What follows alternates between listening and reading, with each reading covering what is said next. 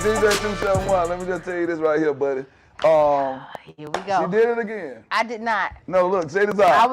I was halfway into. Is this what tonight. you wore to school today? This is not what I wore to work today. Yeah, I was a whole bum today at work. When I woke up, I heard the rain, and I was just like, you know, when just the Monday mornings where it's pouring down outside, and you can't hardly see. I really had no motivation to get dressed for work this morning. I'm gonna be completely honest. So can I ask this, 271? Last week when she came in here, she just like, whoa, you can just keep on what you had on at work today, right? Hey, I said, no, baby, you know. Hey, Jay, check this out. Y'all can't see our guest for the day, man, but he's over to the left of us, man, right now. This brother here. He's chilling. But Jason doesn't know, because this is his fella Astro or whatnot. 271, tell me if I'm lying. Let me grab my green bridge right here, Doc. 271, I got to just take some 271. When she walked in last week with her, I just threw something on and whatnot, because I didn't have the iron outfit. Wow, you look good. Wow, I like how your shirt just popping and whatnot. I said, no, this is what I wore to work. Oh, I had on my white dress. Yeah, but you remember my favorite words were 271.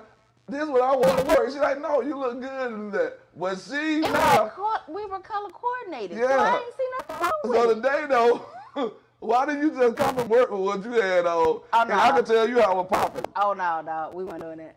I told you, I put forth no effort in what I want to work today. None. So look, man, we want to get all this right here, what you see before y'all, the red lip. We getting ready to do something. We getting ready to do something this born thing. I ain't do it. I don't want to do it. I need all of our followers, man. Y'all got to take a side. Wait a minute. Y'all, yeah, we getting ready to draw a line of demarcation right down the middle right here. Oh, so that's how you feel now? Yeah, no, I don't mean like that. I just mean we got to get the people to tell us something. Miss Born Thick, y'all, I want y'all to tell me what y'all think about this. She always come in here, y'all, lip glossed all up, but today she did a special for her Astro. She came in with a little matte red on. You know what I'm saying? Ain't no y'all say little matte red. She ain't giving none of all other doggone get the matte red. She usually have on a little lip gloss. No, I've had, because I couldn't find my matte red. Let's just be clear. I couldn't find my matte red. I'm kind of feeling my matte red fell out. My matte red was on the floor under the seat in my car. It fell out my purse. So I had to go with what I had in my pocket. I'm kind of feeling a little jealous right now. Why? Jason coming in this thing, this man first time in the G spot, right here on the couch. But that's my classmate. I gotta hold it down for my Astro. Give me some. So that's what we at 271. I feel like the prodigal son when he was laying out there with the hoes right now. I'm gonna do something special just for Mr. Walker next week. Hold on, wait, maybe we'll stay together. Go ahead. I'm gonna come in real special just for you next week. Do I need to go and get my suits out the cleaner? No. You ain't gotta put on no suits. 271. I might wear a tuxedo next week, bro. Because for those of y'all that really know me, see, I don't know if Jason remember me in high school. I've always been a tomboy. Yes. I was Old Navy or Gap t-shirt, a little cargo short skirt, and some Timberlands. Okay. That was me in high school. Yeah. I have not really deviated too far from that. I'll put on a cute little dress and have some sneakers on my feet. I like that. Hey, y'all, I'm going to be comfortable. I'm going to be cute, but I'm going to be comfortable as hell. Cute. You know what I mean? So can you do me a favor? Yes. So one thing I'm going to do, y'all, I'm going to let y'all know this right here.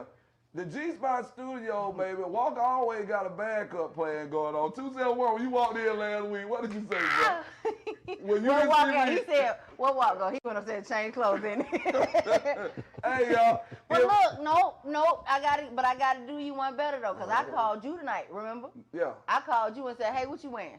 You did? I did. Why did you call me, though? You didn't do that because you were empathizing with me. You did that because you went to work dressed like a bum today, and you want to know how far I am. See, y'all, I want to say some words that I know. We had the man running for school, but I can't say this today. We have a special guest that he's ready to get up here and light it up. He came in comfortable today. Man, let me just show y'all. I got on my bedroom shoes. I got on my Crocs. Y'all were getting all the Crocs tonight. Hey, the only reason she got on her stuff like this, y'all, I just got to let y'all know that 271, I need you to take a side.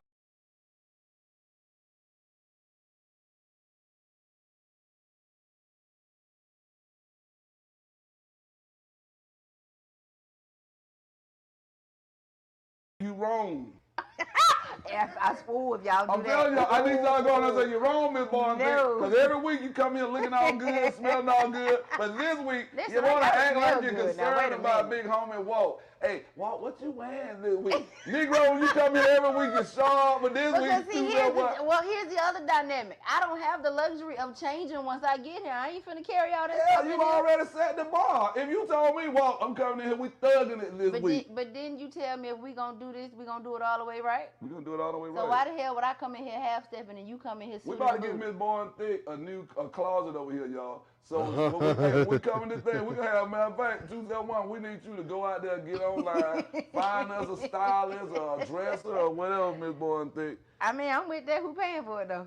We're gonna take that out of there. I got a couple of coins. Say the man talked about his grandparents and great grandparents. My grandparents taught me I'm a country boy, y'all. One thing about it, they say don't let your left hand know everything that your right hand gonna do. This is what I want. I want a Walking with Walt jersey. We talked about this. IV, this is my little brother. IV, we need the Walking with Walt jerseys. We need And it has to be with the colors, the black, green, and red. Gotta have the colors on there, and make sure DJ 271 get him one with a big old smile on there some kind of way. See, you put a big old smile on there for the smile creator. Make sure Alex, what you want? You want a special cut or something like that? No, I want a jersey. Hey, We man, doing the tank top jerseys or like the football or the hockey jerseys? What kind of jersey we doing? Born Thick, what you want? I want either the football style or the hockey style jersey, but I want Yeah, I Miss like Born that, too. Thick on the back. I like that. Lord have mercy. And then you boy. got to put If Mr. y'all Awaken could the Genius smell on what she smell like today, y'all. Hey. Lord have mercy.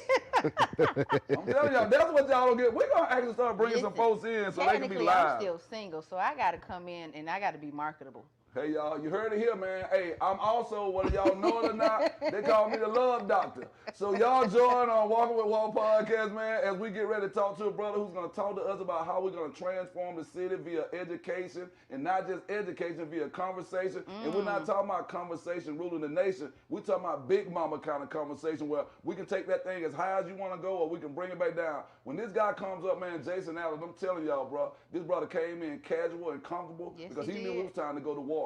And we talking about we're going to make this city a different city, man. So y'all get ready, man. We'll see you in a few minutes, man. Miss Born Thick, looking forward to it. And thank you for giving me a call, baby. You're welcome, baby. Hey, man, This she is crazy. what I do. Hey, man, thank you, 271. You such a mess. I know, man. You see how we just go into our own thing? We do.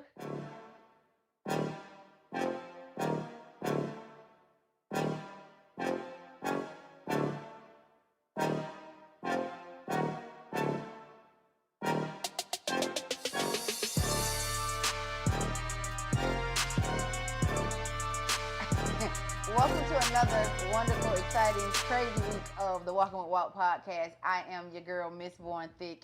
I am sitting on the couch with the, what word I want to use to describe you this week? I don't even know. Give me a good word this week. With the world-renowned Word we know, I like that. That's a Mr. good one. Awaken the Genius. Yes. And we have another very special guest here with us this week. He is a classmate of mine. Shout out to Frederick Douglass High School Astros class of 2000. Yes, sir. I have Mr. Jason Burke Allen. He is a candidate for the school district seat 9. Did I say that right? Seat 9 at large, yes. Seat 9 at large. And he is here with us tonight to give us some insight on his campaign and when elected. We're not going to say if, we're going to speak this thing into existence. I love that. When elected, what his plans are for the district, and how he just plans to push some things through for our kids. We're really big on our kids. If y'all haven't understood that for as long as we've been doing this podcast, and feel free to jump in here. Y'all know Walt get real passionate about our kids. So we want to welcome you to the hot seat, to the G spot. Yeah. This is what we call this. Thank you for coming. How are you? I am doing well. I am thankful to be on today and sitting in the hot spot, the G spot, the spot, the spot, whatever you want to call it. I'm just thankful to be here in good company and good presence. So yes, thank you for having me. So Jason, if I can ask, just because you said that seat 9 at large, for people who don't know what it means to That's a say, good because question. one of the things I want to do, I enjoyed talking to you before we got on camera.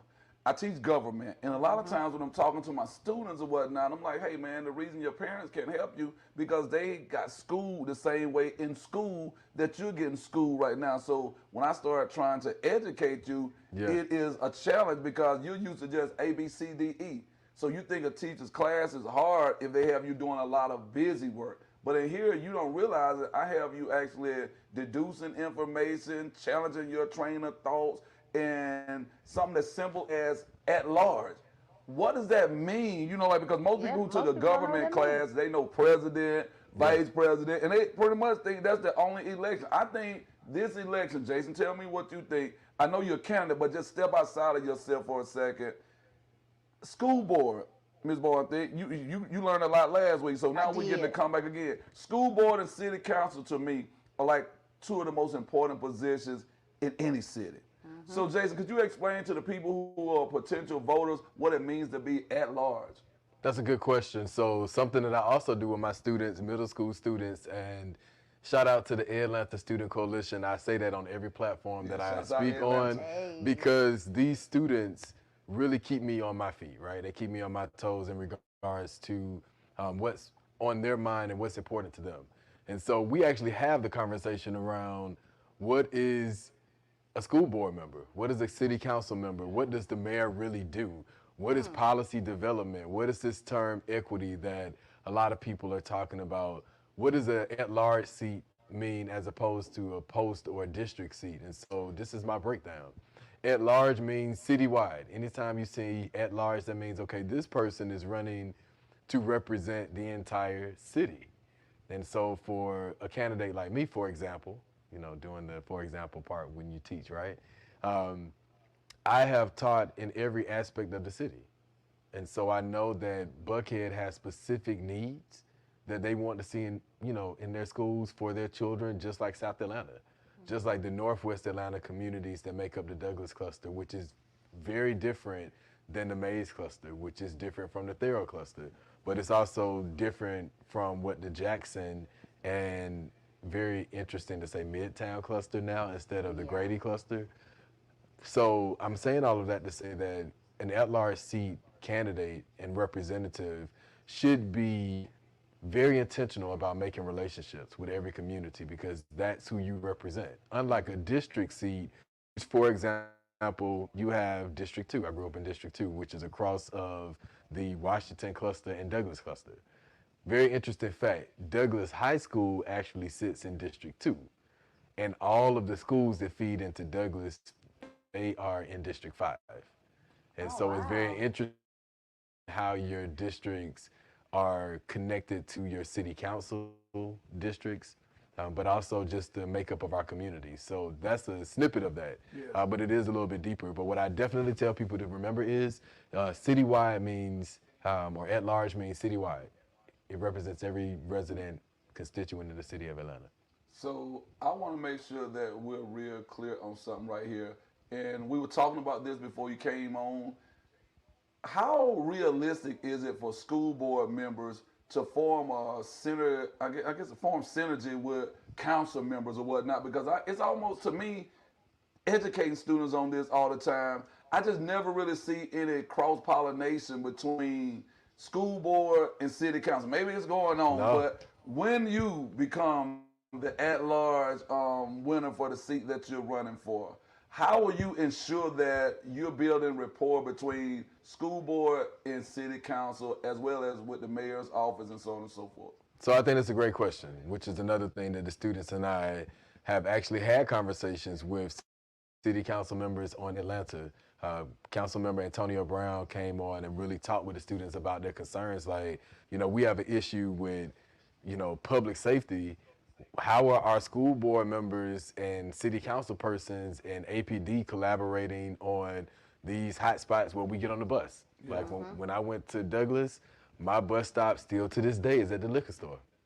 Wow. On Chapel Road in Simpson, and it's, you know, boom now, but right there on the corner, right there by the train track. That liquor store was my bus stop. And so there are a lot of bus stops around the city, especially some of our lower income areas that are not being served well. which is a city issue, but it's definitely an issue and concern of the school board. And so to make the longer answer a little bit shorter, I am the only candidate and maybe even person that's connected to the board that actually went through the Georgia Economic Development and Leadership Academy.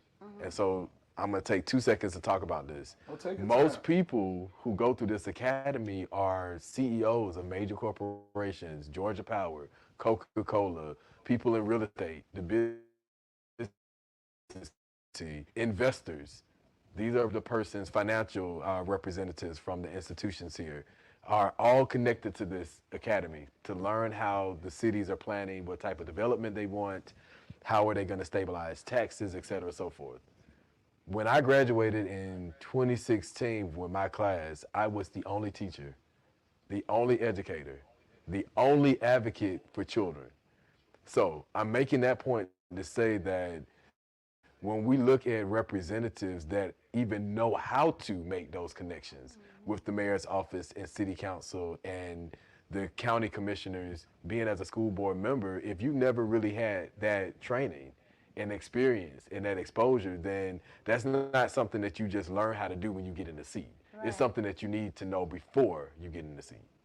So that's why we don't have strong partnerships and relationships between the different municipalities, because we don't have the experience that's in the seat to help us get there. That was deep. Yeah, hey, that's heavy right there. I know you got some things you want to ask. I do. That was deep though, because I know just in what you've said so far, this is something that, so one being an employee in APS, you know, that's one aspect of it. You know, that'll take we have different thoughts of it from the employee standpoint. But as a parent in APS, that's what gonna be my next question. That hits a little differently, because I'm looking at it like,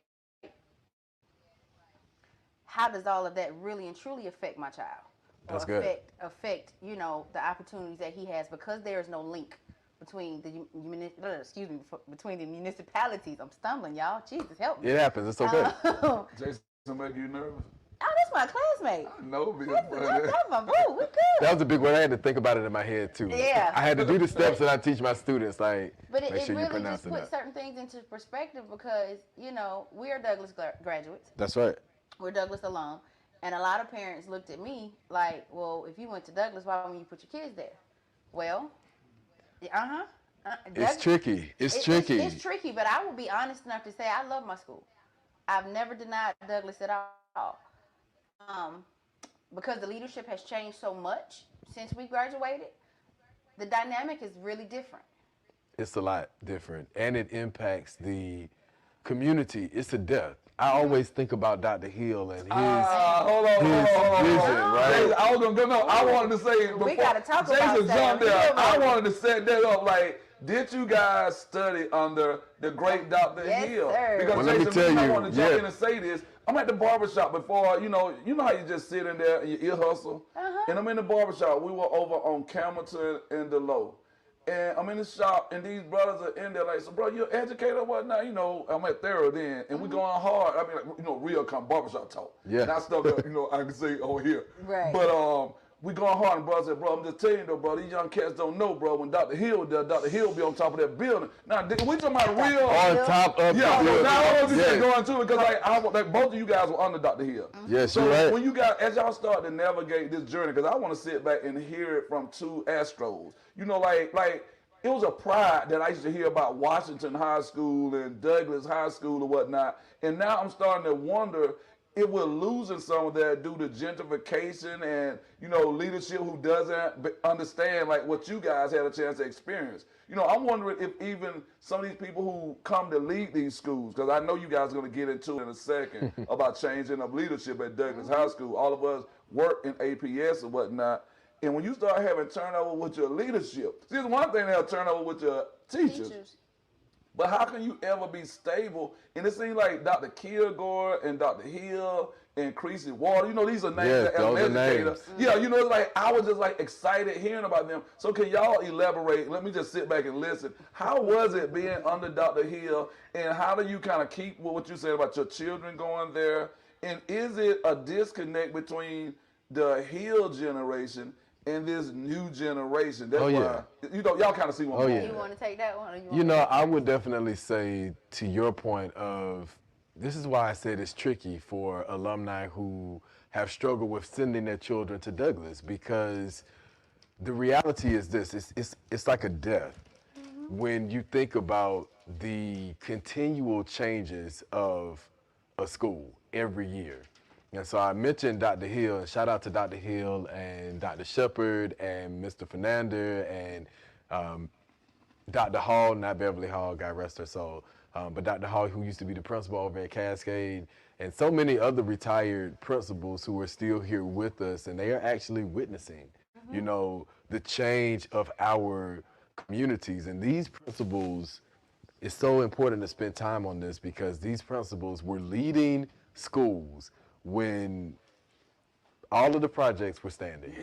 They were leading Atlanta during a time when black leadership was growing, but there was a still heavy weight of poverty that was hitting Atlanta, but there was a lot of change that was happening. There also was the largest surge of gang violence in the South during the 90s, when most of us were going to APS schools under these principles. And so in my opinion, they are true turnaround principles, because I remember standing on the top of Douglas one time with Dr. Hill after I had matriculated there for a while, and I knew that I wanted to do something in community leadership. And I never forget standing up there with him and his team and like being able to see, like, this is the city. And Dr. Hill was very strategic. Like, I learned from him and so many other retired principals who were invested in the community.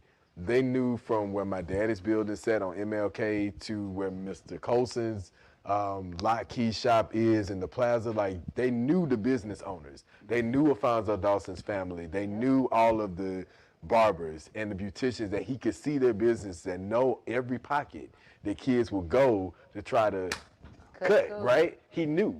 He had relationships with Marta and the preachers in the community, whether it was Baptist, Pentecostal, the mosque, the temples, it didn't matter. And so what is different is community engagement. That's an investment. Atlanta stopped investing in family and community engagement, which is still an issue for Atlanta right now. I know, being a former administrator, working on the superintendent's floor. APS sent me to Harvard to study family engagement under Dr. Karen Mapp.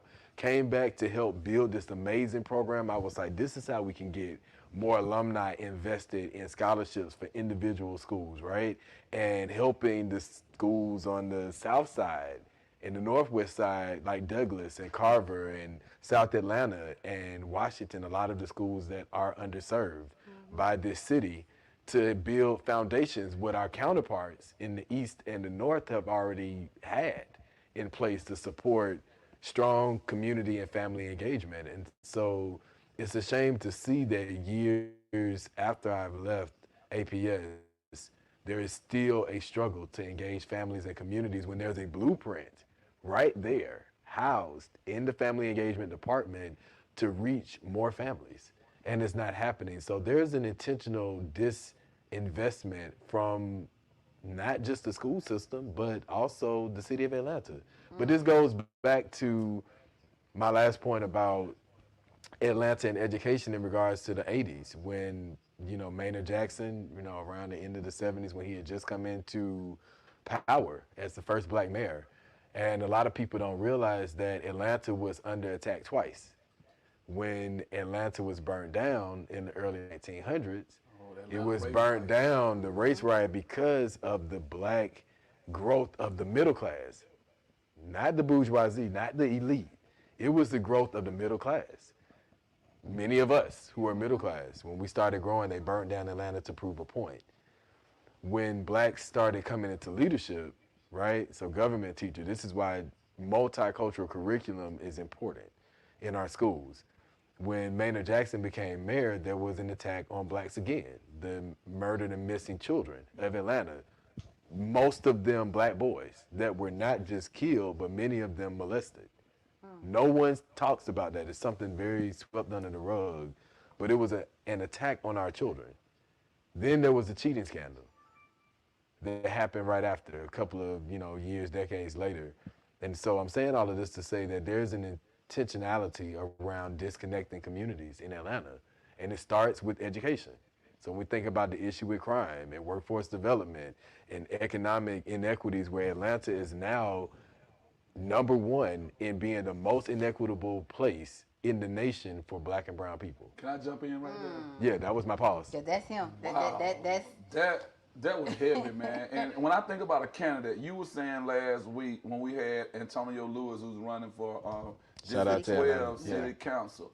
And Alex was just saying to him that politicians always think that you guys just are liars until tonight, just to have somebody in here. And I think your rawness, I think that's why we call it the hot seat, come to the couch. We can do it virtual. But once you in here, I can pick up on your vibe. I think you can pick up on vibes. And brother, it's so organic. Your answers are just rolling off your tongue. And I can tell you are a student of the city. And what I love is, and you see every time we come, right? I'm just gonna pick. Oh, we didn't give him the history about the book. Yeah. We gotta give you the history, man. We always talking here, and every show, especially we have somebody who's knowledgeable about what they're talking about. I always say that. I say to my students, they say, Mr. Walker, I bet I can debate you on this. And I always say, if you have not read 500 books minimum, I'm debating, you're talking. You know what I'm saying? They're like 500 books, yes sir. And I'm being generous when I'm giving you 500 books to read. So one of the things that I thought about when I was reading your bio, and this ties into what you're talking about, this brother connected the Atlanta race riots, 1906. No pun intended for anybody who's not an athlete, anything like that. Here we go. Please be prepared for any and all shenanigans, okay? The brother actually went back, and I want y'all to think about, talented 10th and all these things. There's a lot of stuff that's going on in U.S. history at this time. No, you're There's right. a lot of stuff going on in local history, and we teach it, I educate, but a lot of people teach content so much that children who are growing up right here in the city. Don't know. I just asked these kids the other day, like, y'all ever heard of Wayne Williams? No, sir. But let me say Or this. Hank Aaron, for that Or matter. Hank Aaron. If you want to be honest. But go ahead. Let me cut you off for just a moment. Go ahead. That's what Because I want to give you a little bit of history on him, and why we call this the Walking with Walt podcast. Didn't you get in trouble at Tri-Cities for trying to incorporate?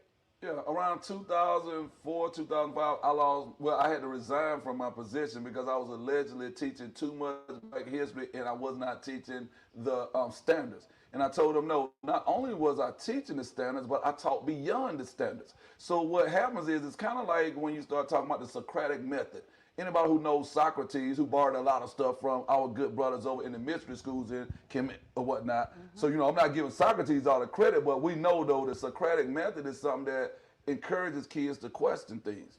So my thing is, we're going to look at the standards, but let's reduce the standards down. Let's unpack them. If y'all say y'all want to unpack the standards, let's unpack them. That's good. Let's see and it what's takes really a lot. going on. It takes a lot to unpack standards. My daddy had gotten me a very odd job working with another printing company that was owned by a white family. My dad is a small business owner. He's a printer. What's your printing company called? Allen's Printing Company. So my daddy has been doing printing since the 90s, starting by doing funeral programs. Because the gang violence, just switching right quick, the gang violence was so rampant, it was like the families in the hood couldn't afford massive funerals from like my Uncle Willie. They couldn't go to Willie Watkins and get, a lavish funeral, right? But they were going to Alfonso Dawson and they were going to some of the other community funeral homes. And so my daddy was like, well, you know what? It doesn't matter where you're from. You deserve to have a nice program, so I'm gonna put it together and it's gonna be affordable. So that's how I learned the city from my daddy, like going to the hoods and the projects, like places where my grandma and them would say, you don't go past this area after 7 o'clock or when it gets dark. If you remember growing up, there were certain places in Atlanta where they would say. So you remember East Lake, like when? Yeah, I mean East Lake, Little Vietnam is one, but then also too, right there behind Simpson Road, going into Dixie Hill, like that was it. Like you're not going to the store, like right down Hunter Hill, Like, you need something. If it's too late, then if it's tissue, baby, you got a leaf, paper towel, something. But we're not going. You can't go out. And So I want to tie, because I don't want to lose the point, because I want to shift this all back on you. But the reason this show is entitled the Walking with Walt podcast or whatnot, the movement that my students, they protested and marched down to the Board of Education. They said they would not go back to school, and they demanded that the superintendent come out and speak with them. Good trouble, exactly right. I don't even know this is going on. Somebody called me and just say, bro, you watching the news? I'm like, no, bro, right now, with everything going on with me, I could care less about the news, because I know how they're going to spend some things. No, you might want to turn the news on. So my students have protested. They've done a sit-in in the hallways at Tri-Cities and whatnot. Then they moved to the outside. And then next thing you know, they've actually formally started to call this thing Walking with Walt. And hence, years later, I felt like the only way I could pay homage to them for what they had done on my behalf was a name like anything I do, by way of media or education, Walking with Walt. And it's an honor though, like to have you here and listening to you talk, because I had young people who were speaking that same verbiage that you were speaking, Bro Allen, now in 11th grade. So one girl on the stand, she got up there and she did her piece, and her mom got on the stand and she said, Mr. Walker did not start this protest. My daughter was the one who started the initial petition that got this started. So he didn't even know anything about this. And she said she was so devoted to whatever he had educated them on that when I told her either she stopped protesting or she had to leave my house, she said that I have my bags packed right now because I knew you wouldn't support me or the movement.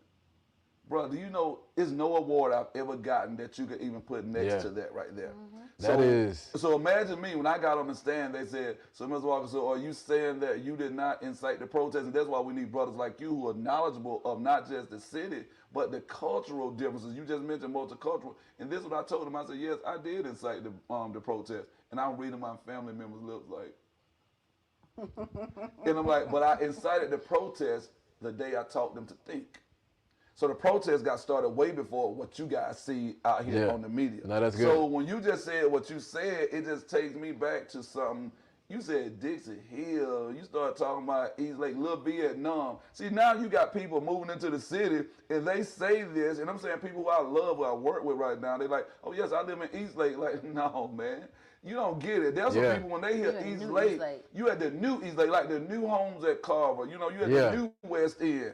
See, because there were times the like new West Side. Yeah, it's so. It's but that's a part of the history that's not taught, and I really feel as if we've done this generation a disadvantage because see, our generation, we got it. Like we were able to, which is why even my classmates who have children are able to navigate through a system that is failing more of our children than most. But there are still generations of people who are living in poverty from those small sectors that have been now broken down and dispersed. So let me ask you this, when you talk about, because this what you get ready to say is going to tie right back into a point you were making. You said we are the #1 inequitable city for Black and brown people. But people call this the Black Mecca. But that's by design, because here's the deal. The money, let me tell you, Aaron Fernandez, Dr. Shepard, Dr. Hill, what I learned from them is this: you follow the money. Yes, sir. And so what I'm telling people who live in the state of Georgia is this: we're following the wrong money in regards to entertainment.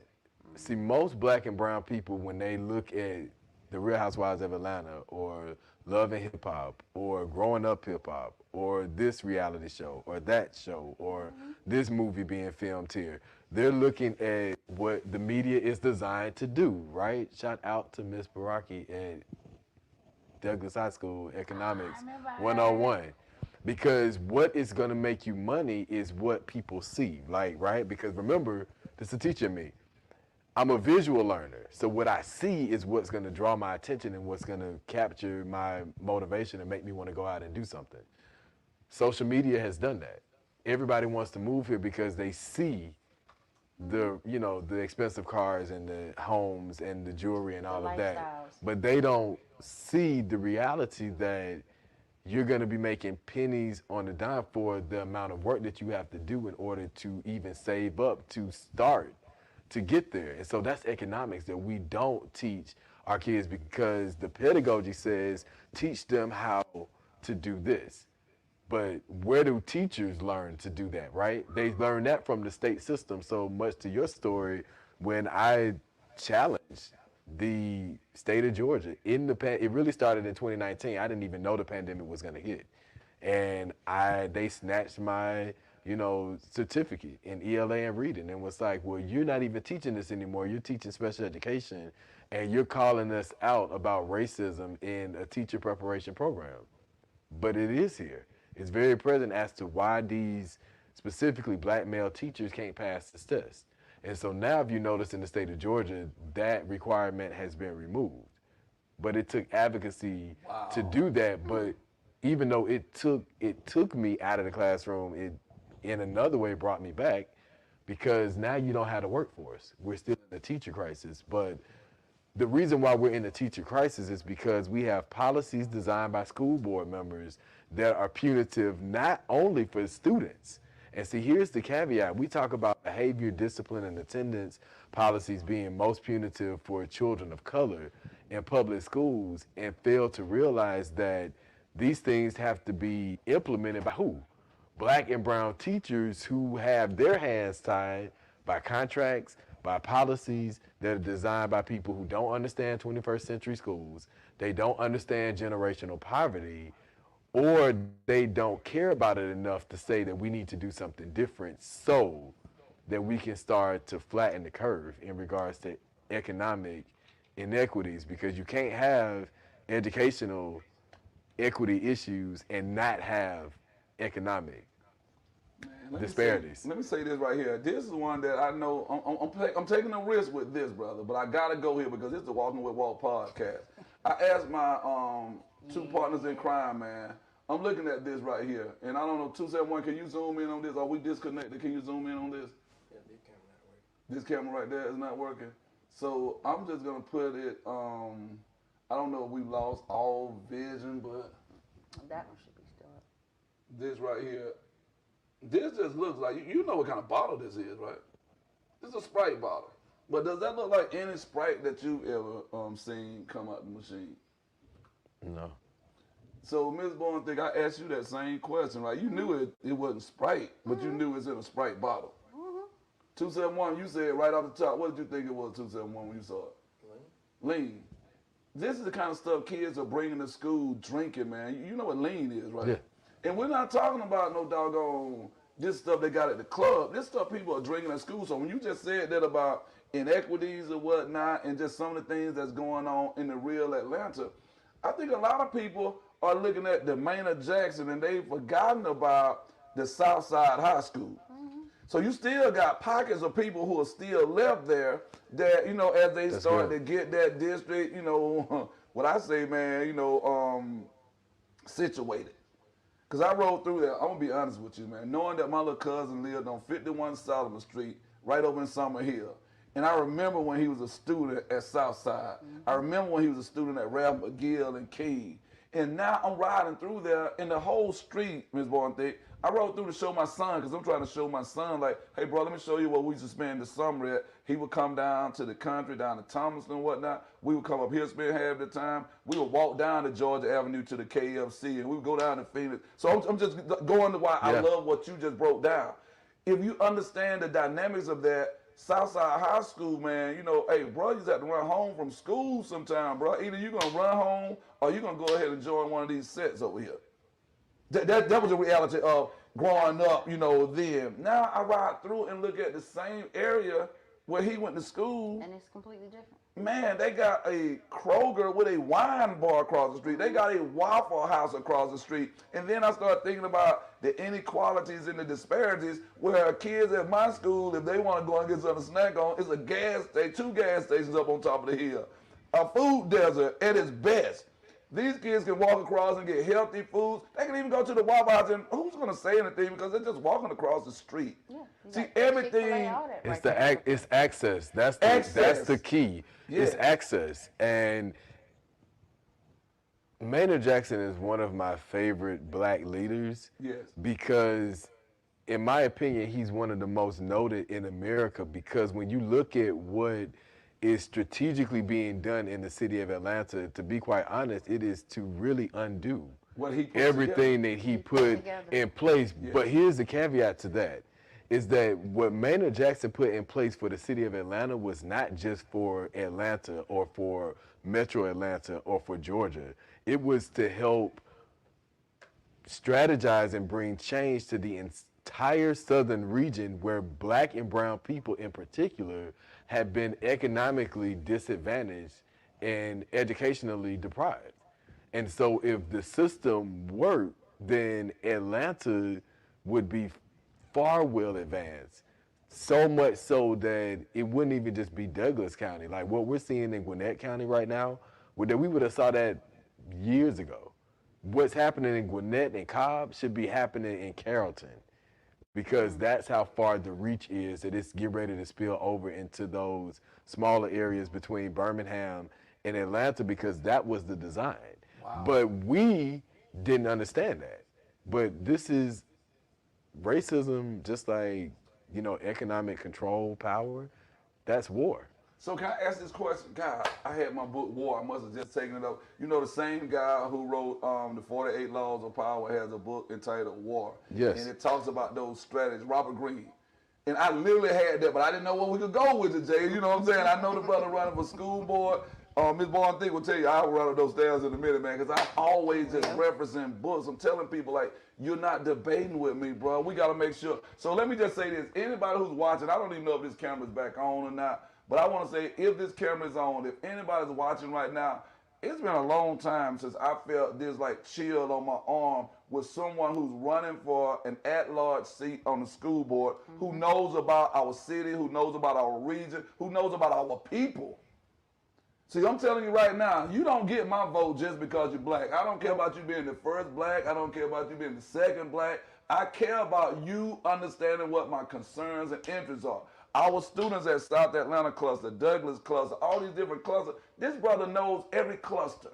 I don't mean he know the name, he have memorized them. The brother actually has an intimate relationship with each cluster.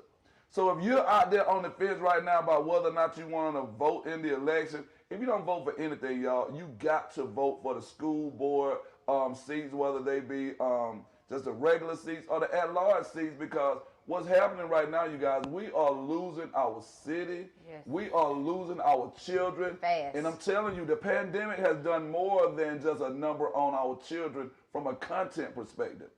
A lot of these kids, they no longer have Big Mama in the Gap, or they no longer have, like in my neighborhood, Miss Lottie Parker. Shouts out to Miss Lottie Parker's family. I thought this lady was like the nosiest lady in the world growing up. Now I understand what Miss Lottie Parker was saying to people. If you came in my mama's yard between 8 and 6 o'clock, my mom getting out work, coming home, doing what she needed to do, Miss Lottie Parker said, baby, she ain't at home. See, that was her way of letting you know. She stood guard, but we couldn't see it then. Watch. Yes, you didn't need that's it wrong. Exactly, that's that right. was the neighborhood watch. And I remember, like, if we were standing out on the curb and Negroes might be saying some words that are not, Miss Lottie Parker would be sitting in her window, you know what I mean? And she would just ease them out like she going to the mailbox. Now, ain't no mailman running 6:30, 7 o'clock in the evening. She'll ease out there and she'll just say, baby, y'all need to move on with all that foul language or whatnot. Did anybody say anything back? No. Yeah. You respected the elders. And we're not like we're not doggone 60 and 70-year-old people. We're all probably 40s and 30s or whatnot. So with that being said, brother, I want to ask. Are you still on my question? Go ahead. I don't know. Go ahead. Let me I see if want you're to still on my ask, question. how can, and I don't think I'm stealing your question, how can we, because I know you say you don't do politics, I'm not ever going to get caught up in no Democrat, Republican, and all this stuff, Republican and all that stuff. But how can someone who right now, I've already made up my mind, I'm not in your district as far as where I vote, but how can we help you, somebody who genuinely has a concern about our kids, who my kids don't even know who the school board members are, unless they are on the FGA and stuff like that. How can we get kids, and I would love to invite you to my classroom, to my government class, because if we're going to do this thing for real, let these students see why I'm always saying that I think Atlanta Public Schools should make government a 12th grade class. And make economics a 12th grade class. And let's quit playing around with economics. Let's start talking about, okay, if you out there on the block for this many hours, we talking about supply and demand and scarcity and all that. No, scarcity is real for a lot of our kids. You know what I mean? So how can we I want to push back just a little, though. I feel like starting at 4th grade every child in Atlanta public schools should be taking some form of economics I and agree. some form which would be advanced math. Let's say Yes. it's advanced math. Because even if you don't get the concept that's currently being taught, and this is where we go wrong as well, that doesn't mean that you don't get anything else. Yes. Yeah. And so we do a disservice to students because we don't have board members asking the right questions of the superintendent. Do you think board members are scared to ask the right question or the tough But questions? how do they know? If you've only, and this is nothing, let me say this. I'm not, if you were a teacher for 1 year, you were a teacher. Yes. Right. Now, I'm old school, meets new school. And so from what Mr. Fernandez would say, you know, you in your third year, you celebrate good test scores and good attendance and all of that, but you really didn't even season until you in year 5. Yeah. But here's behind that, because the first year you're novice. You're novice. Everybody knows it, right? First year. Second year, you're still very novice, but you know what time the bell rings. And you know what time school starts. By year 3, you have become a little bit more adjusted to managing several different classes and students. By year 4, you have gotten a better grip of being able to master different classes, students, and learning styles. Big difference. By year 5, it's like, okay, I can master the test, taking, process, getting the kids remediated, advancing them, and adding my own personality, my spin into how I want to making that point, because experience does matter. When I served Ivy Prep, which is the state of Georgia's first charter commission school for girls, I was on the board for 5 years. I started as a board member. We were coming in. I came on at a very rough time because they were battling, should we close the school, should we not close the school? And the first thing I said was, very first board meeting, is that how are we keeping communication consistent with our constituents? Because I had learned from APS that was an issue. And so I was a board member that created the Family Engagement Committee that made sure that, excuse me, parents had the resources, information, and not just parents, but every stakeholder, what was needed. And they were able to review policies that impacted the areas that were the most critical to continuing education at home, getting schools started on time, getting children safely to and from school. Parents were able and stakeholders were able to be involved with that. But it took me 5 years to really learn how to successfully maneuver the state and policy development and balancing a budget and fundraising while being a school leader and having a life and, you know, doing my own studies, right? And so I'm giving these two analogies to say that it takes time to be able to build what a successful school board member should be. And it's not just going through a school board program. It's not just saying that, well, I'm an attorney and I know and understand how to, you know, do risk management. That's great, very important. But if I don't understand how my risk management and my policy development and my budgeting to make sure that we're not in the red is impacting what happens in the classroom, then I'm still losing. Because now children and educators are being shortchanged on what really needs to happen because I didn't know enough to ask the right questions.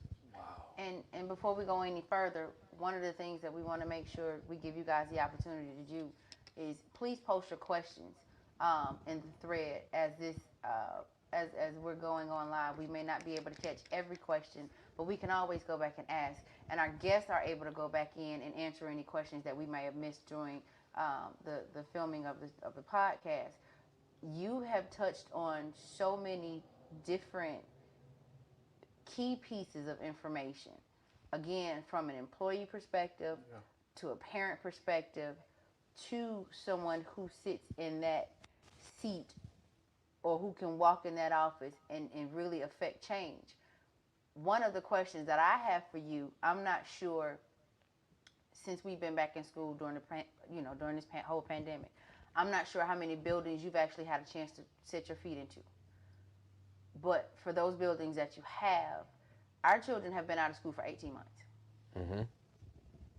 So the dynamic when our kids have come back is so different across the board, from your Douglases to even my school at Best Academy, you know, your Theros, your Washingtons, your Maynards.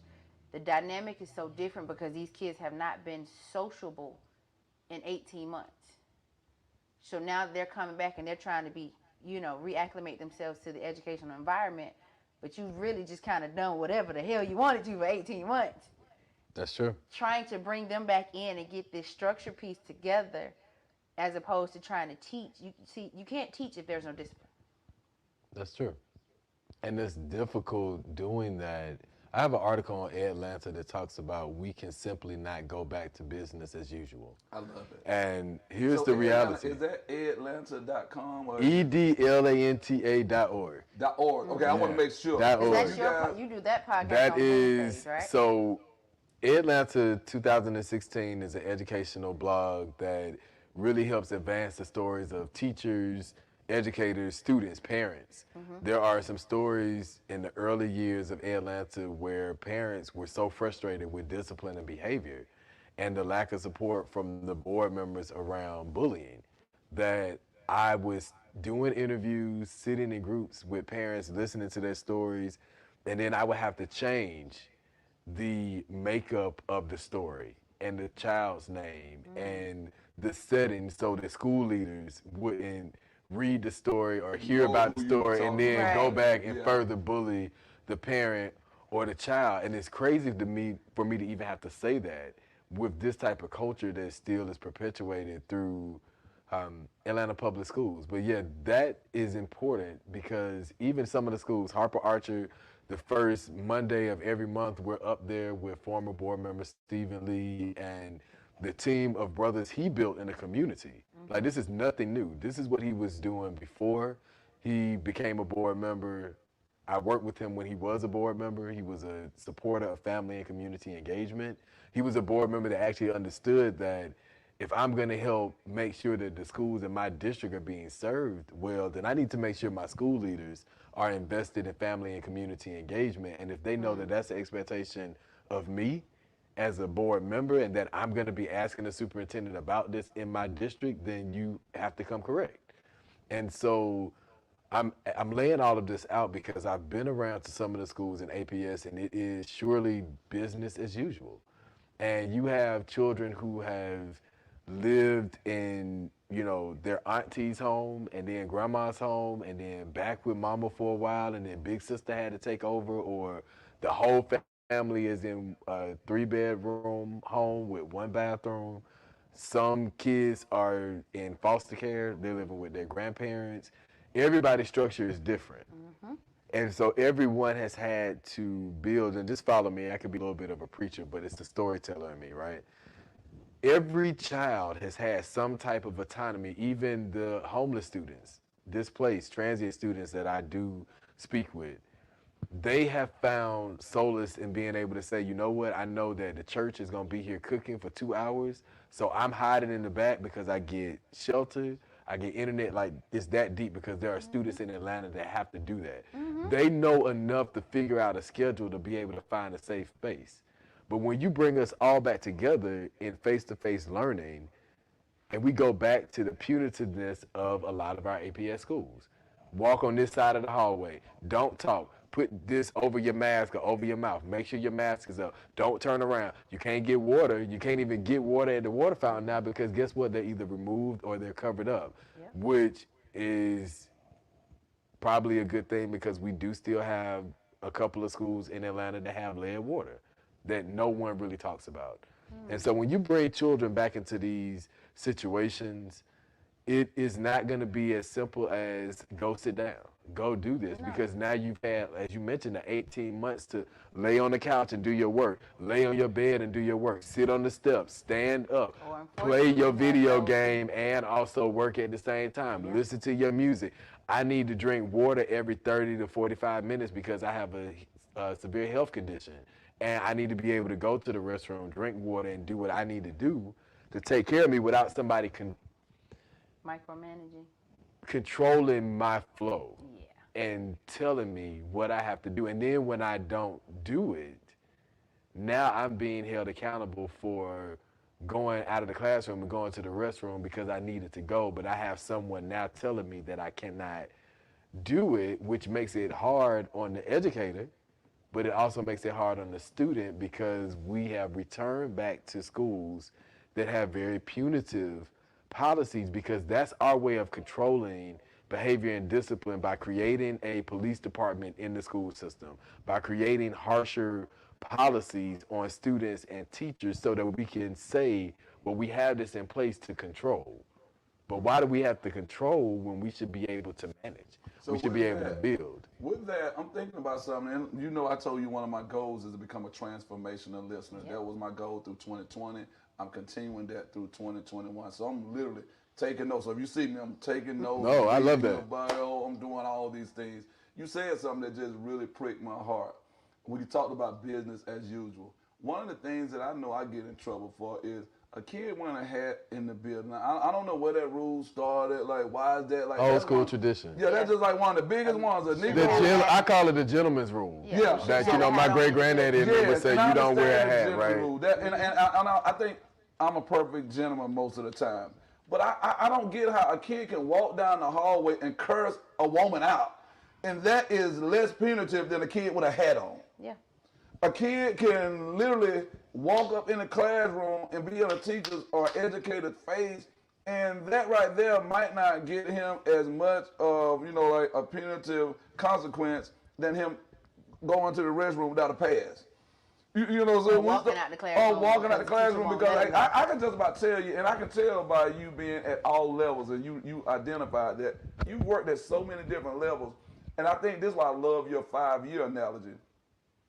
As a first-year teacher, you're going to come in and you're going to try to do the same discipline that I do, and you might hear me saying some things to a child you can't say as a first-year educator. Eat you alive. Because what you fail to realize, and I think you outlined it perfectly, and Ms. Bourne, think you working in the hood still, and it doesn't matter if we're in a rural area. You see, I'm just saying because we're in the hood. I tell people one of the first things I do is when I go to any area or get any new assignment, I'm riding through the hood.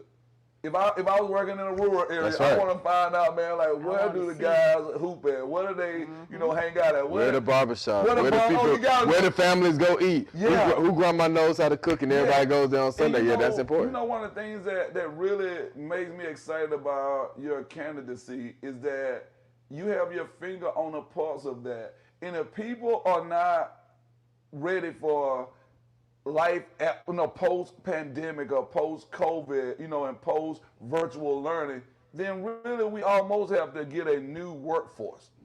Because what I learned was that the pandemic learning, it made me a better educator. It made me think that there's some things that I've been doing that are outdated. This is just me doing some introspective thinking. It made me realize that our kids have way more genius than we give them credit for. Because I was online and there were some things I could not do with a worksheet or whatnot. And a kid who never spoke in my class in the brick and mortar school, this kid, man, said, Ms. Walter, so what you need to do, go up there, hit the little, I said, what are we on the phone though, brother? He said, is anybody on the phone? This brother literally took over the class. In about 2 weeks, his mom started coming in, sitting in the class with us. And she just like, Ms. Walker, I try to stay off the screen. Other folks said, she literally started sitting in the class with us. She said, I've never seen my son so excited about learning. And I said, but you know, the beautiful thing is that I think your son has found him because I have allowed him to find his voice through my listening, not through my speaking. That's good.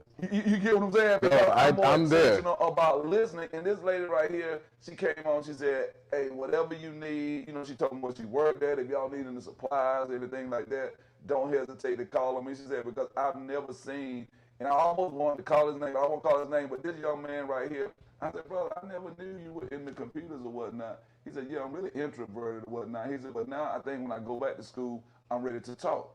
He said, because you gave me a space where I was important. Yep. Yeah, no, that's important. Yeah, and that's what I'm saying. He was empowered.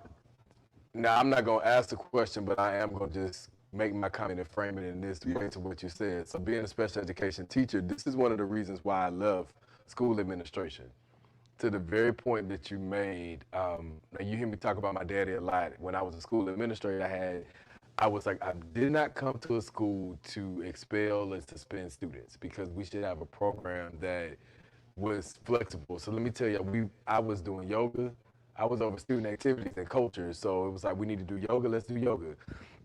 We need to do gardening, I knew how to build partnerships, right? Because I had already done that as a district administrator. I said, let me get the grandparents in here. Let's get a garden out here. So now y'all can come out here and meditate instead of, getting ready to fight. They knew Mr. Allen didn't play because I would carry around my little yardstick because I would be teaching.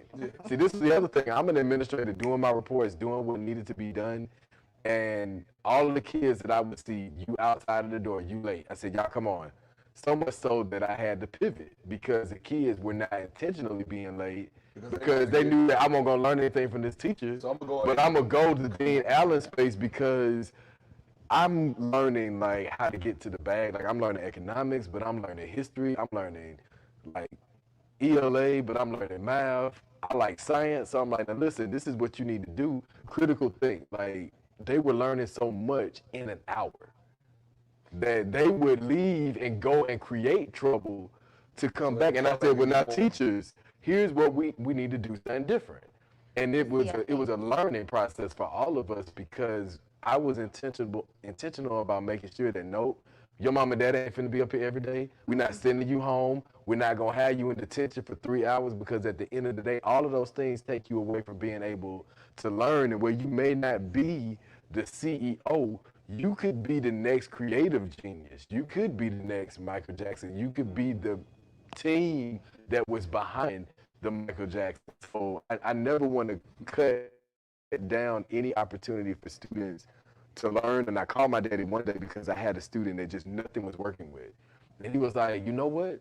Give him something to do. And I thought about my great-grandparents and how when I stayed with them when my parents were in college, my great-grandfather would give me things to do as a way of teaching me. So I started giving this young man stuff to do. Come to find out, he was more organized and like more well-planned and thought out than I was. Wow. And so that he became, and this was middle school. This was 6th grade. But see, if it doesn't feel like a classroom structured lesson, then they're going to engage in it. Yeah.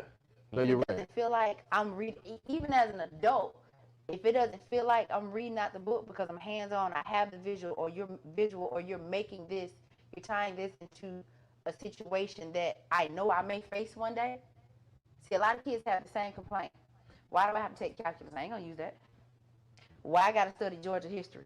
Them folks didn't care about us. Oh, I don't have to, when am I gonna ever revisit this? At what point in my life as an adult am I gonna revisit what you're teaching me out of this book? So when they're getting in trouble intentionally to come to you because you're teaching them real life lessons, I would do the same thing. And you have to be able, see, this is the key with leadership, right? It's not just Atlanta, but in school districts, we advance teachers to, you are a great teacher, now we're gonna move you out of the classroom within 1 or 2 years, which doesn't make sense because a good leader knows that, no, I need to groom my teachers. Mr. Fernandez, I gotta use him as another example. At Bunch Middle School, I loved what he did. He told me when I first came in, he hired me actually out of Harper Archer. I was one of the after-school program directors. I was actually teaching. I don't even teach science. I was teaching a science class I will never forget. After school. Now, this is just when you come in, you doing your homework, we give you a snack or whatever. No, like Indian style on the table in the science room going over this. And I was one of the only males. So they gave me what? All of the quote unquote discipline problems. When I tell you the principals, it was so funny. I'm gonna try not to be long, but it's just a funny story to give you the picture. Walking at the back of Harper Archer, coming around the corner, and the principal of the school was like, man, you could kind of see it. Cause see, where I was standing in the doorway, he was like, oh, we gotta walk by this man's classroom, and he got everybody that throw desks, blah, blah, blah, blah. So I didn't even say anything. I just kept on doing what I was doing, walked back into class, and they were walking by. The principals were looking like, okay, let's see what's going on in there. They throwing the desk, he calling for help. Mr. Fernandez was one of the principals who walked by. He was the principal at Bunch. And he was like, I almost thought that I ain't gonna say the principal name, I almost thought that they moved his students and brought some other students because the way you were in there teaching them. And then I was like, well, maybe this is a school class. And he was like, who is this guy? And he was like, this is the after-school program director. The assistant principal came 5 minutes later in the class with this card and said, we'll see you on Monday at 9 a.m. And I came up to Bunch and he was like, oh, I'm hiring you. but I just wanted you to know why. And he was like, because when I saw your intentionality about teaching students in an after-school program at one of the worst schools in the district, and these were kids that the coaches can't even control. And your little self, and he did say that, which I was like, old school though, he was like, your little self had the control of over 30 kids that on a normal day, no one else would be able to handle, but it's the intentionality of being able. I told the kids, I said, hey, I went to Doug. I grew up over here. I got cousins that stay right around the corner. And, you know, you can learn in different ways. Like, you're actually learning right now because you're intently listening to me. And that actually means that you're picking up something that you're learning. And I'm saying,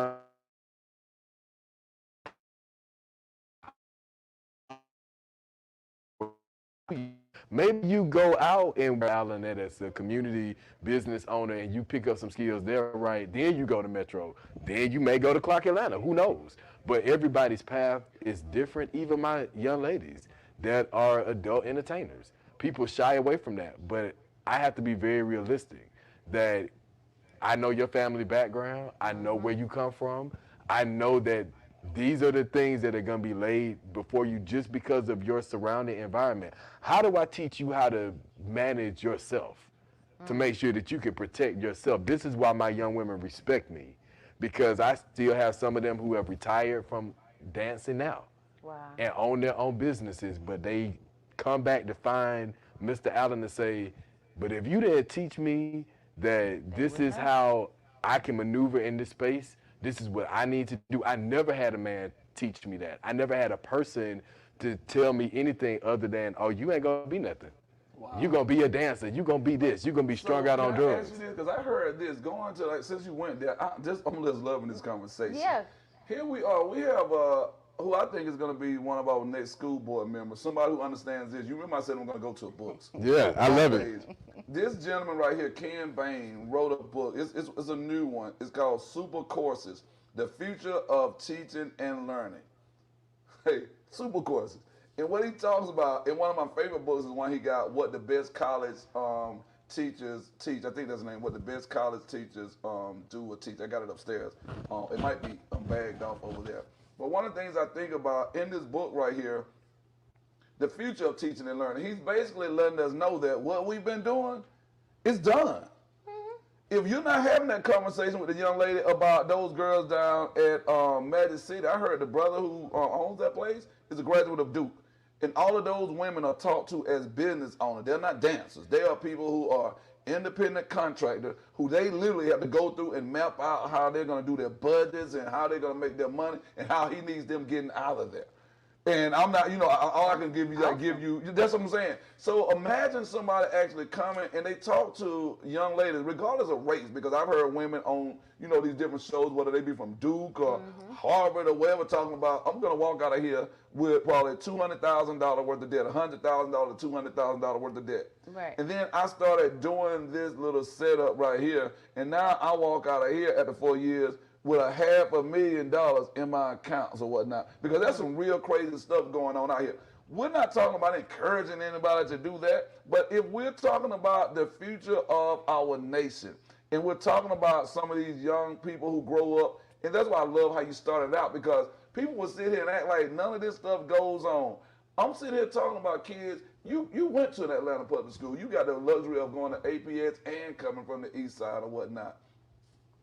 When you got, that's exactly right, because you lived on the east side, out of zone, so, with your granddad. Hey, but why? Shout out to good old scene chief. Yes, sir. That's all right. Doc, this is why I want to go with this. I want to read something that one of my students sent me, and she was in my class probably in 2003, almost going on 20 years. Her name, and I got to shout this out, her name is Dr. Tony Bailey. Just made my day this morning. I woke up to this post right here. And the post says, you made such a sincere difference at North Clayton High School. Shouts out to everybody from Riverdale Road, Norman Drive, Highland Woods, and all those folks down there on Grove Street. You made such a sincere difference at North Clayton High School. She says, I got to share with you one of my grad school papers that included you in. Keenan Walker, one of my favorite assignments among so many good ones was when you had us split into teams and debate religious autonomy of the slave. Loved it. You were one of the few teachers that cultivated critical and creative thinking, and one of the few teachers who encouraged writing with validity, something that really prepared me for college and beyond. So as I think about your word intentionality, she said writing with validity. And I know we have a few minutes left in him as born thick. But think about that. You talk about intentionality. So when I talked about writing with validity, what Dr. Bailey is quoting right here, I said to my students a day in class, I said, y'all, this is a student who I taught almost 20 years ago. And she found it not robbery this morning because I had put a conversation between a student who hit me up the other day, Jason, and she says, hey, can you tell me the name of that book you assigned us to read in 2001? Yo, that is exactly 20 years ago. 20 years ago. She said, I've been had this book on my mind, and the first thing I thought was, oh, you talking about the miseducation of the Negro? She said, hold on. She went, so that means she's Googling and doing whatever. She said, no, that's not it. She said the book was red, black, and green. I said, Naeem Akbar. I already know what you're talking about. You already know what I'm talking about. And it's a book about men. I got it saved on my phone right here. Just because we're having this conversation, I had a brain freeze right there. But I own it right here, Dr. Bailey, he's been on something, you know, another girl. So here's the thing I want to ask in conclusion. About almost wondering if you should be running for something higher than that. I know we got to start somewhere, but just with my mind, I think if we're ever going to be, need someone who's willing to make the investment. We get you elected to this seat right here. We got to start leveraging your care. We got to start leveraging your knowledge. We got to leverage your empathy. We got to leverage your sympathy. And a lot of us get that mixed up, sympathy and empathy. That's right. I love that. Just like equity and equality. Yeah, that's exactly right. So I love that you said that piece about my grandparents told me certain places that you need to stop right here now. Don't you go down to Dixie Hill at this time of night. See, imagine those kids who, I live in Dixie Hill. And you got an educator like me who just recently during this school year, I had to go out on Campbellton Road with DJ 271 right there because we had something going on. And I know we couldn't get in touch with a social worker at this time of night. And it was like some real crazy stuff going on. And I know I'm taking a risk right here, but sometimes, man, I just got up to say, this is how I grew up. Yeah. Even though I grew up in a rural area, this is my neighborhood right here. I can empathize.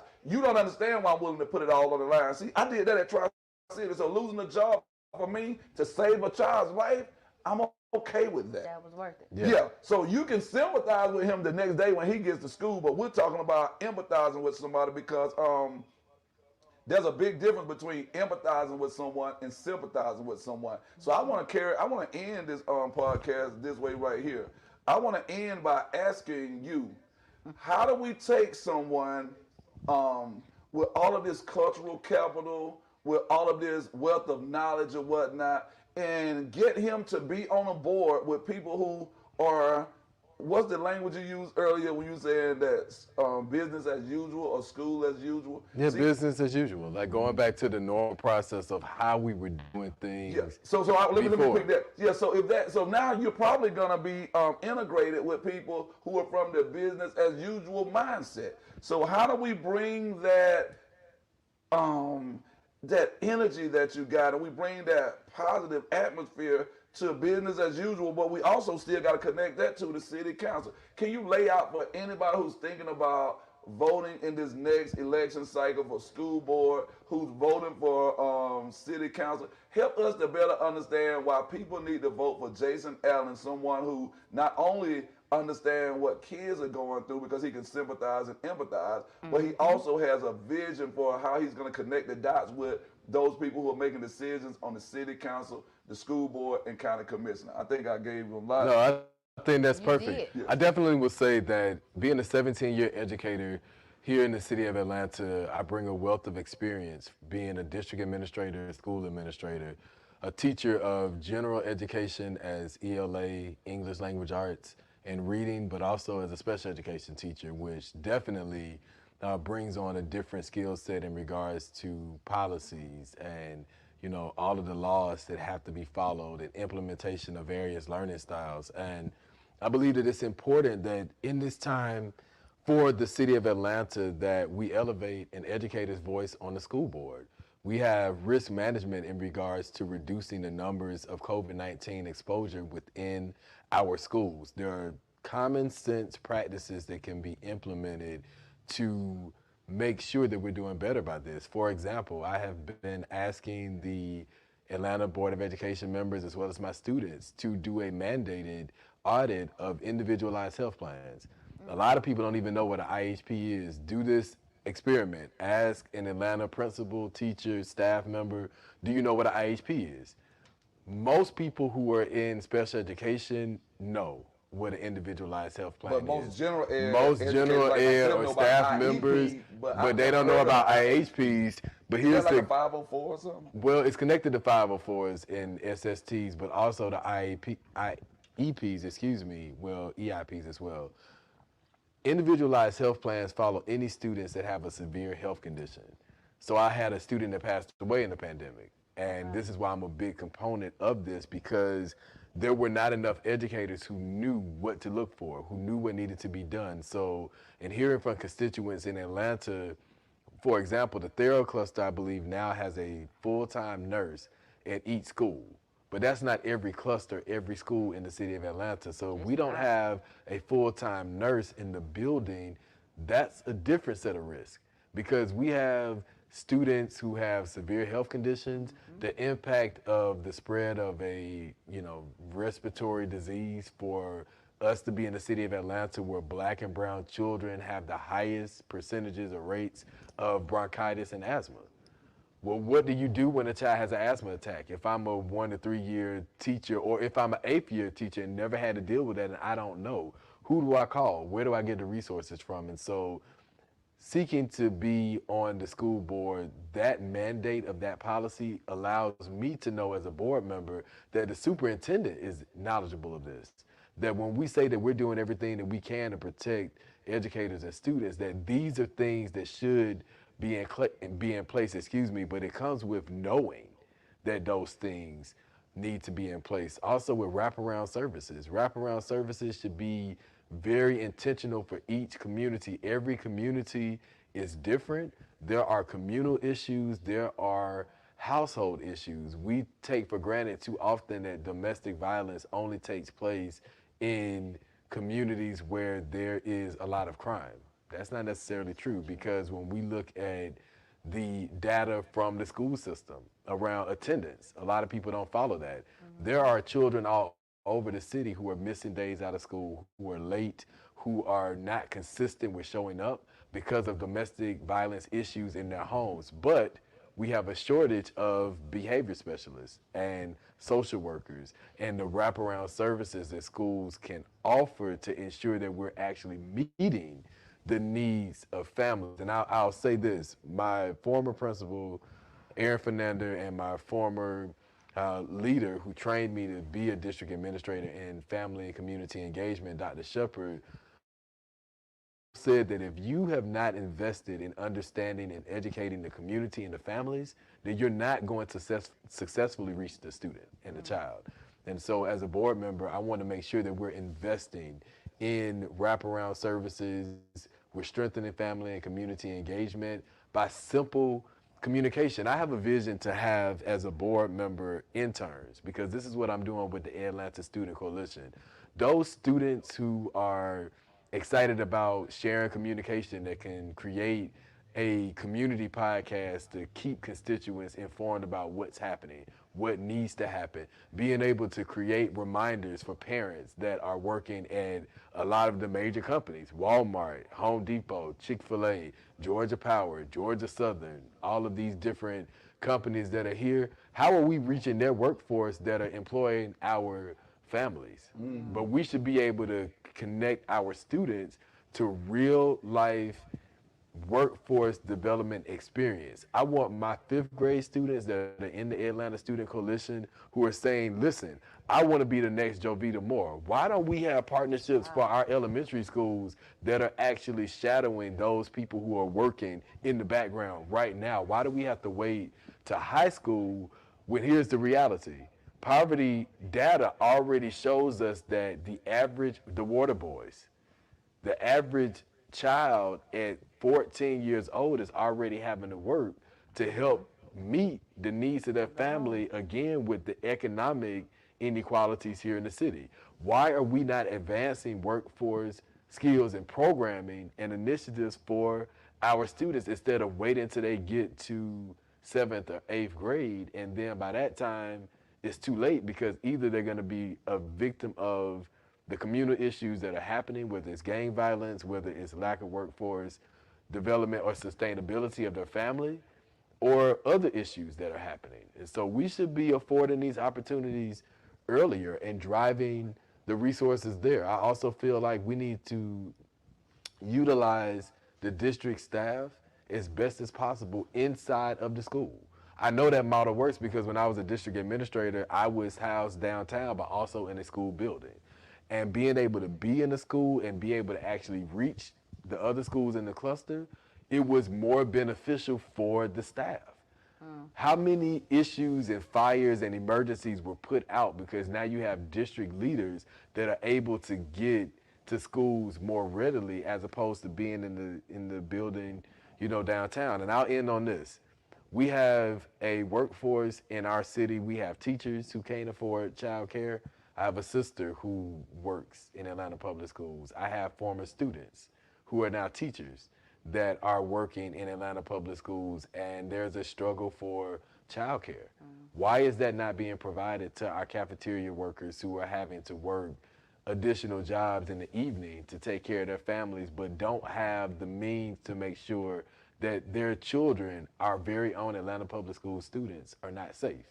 So why are we not creating a way for us to say, listen, if I know I can't get you an equitable wage or more money, what am I doing to help make sure that you as my workforce are okay? Because we need bus drivers to show up and be on time. We need school administrative clerks and nurses and bookkeepers and all of the intricate positions that help the operation of media and technology. Because again, when you understand the design of school, books are, I'm always gonna be a fan of books. That's the ELA in me, right? But I also know that we have, students who are reading books digitally, whether they're on their iPad or they're on their, their laptop. But also I know the importance of being able to pick up a book, right? Because I have students that say, okay, I love this. I need to be able to draw a line. I need to be able to circle. I need to be able to write my thought down, like in the actual book that I can go back to. So how do we bridge the gap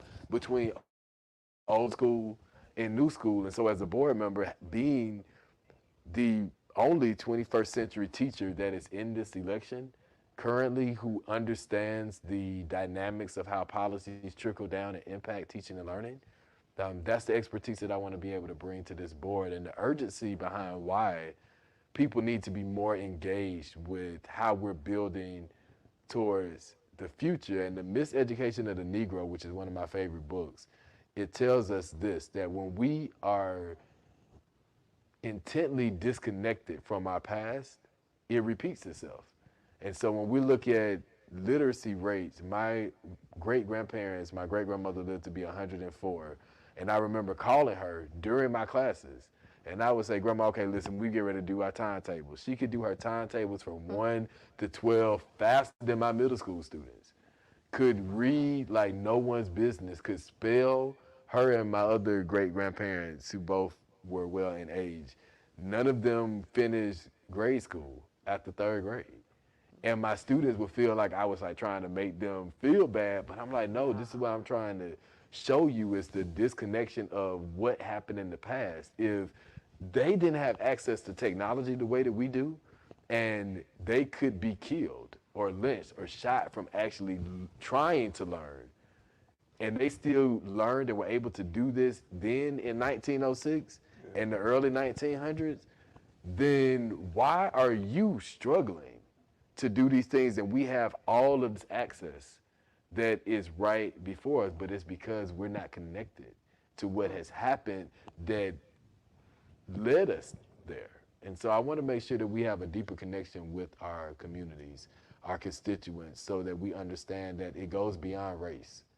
It goes to the impact of education in our economic advancement as citizens. And how do we improve public education to impact public housing and public transportation and public health care and all of the other areas of our society that are impacted by what is happening in classrooms every day? Well, that closed out the show. I'm fine. Hey man, can I ask him? I'm hoping for the most favorable outcome in this election. Me too. However, I'm always a realist because I know oftentimes the person who should be elected, who's most qualified, who has his fingers on the pulse, is overlooked for someone who might have a more glitzy social media presence and so on and so forth.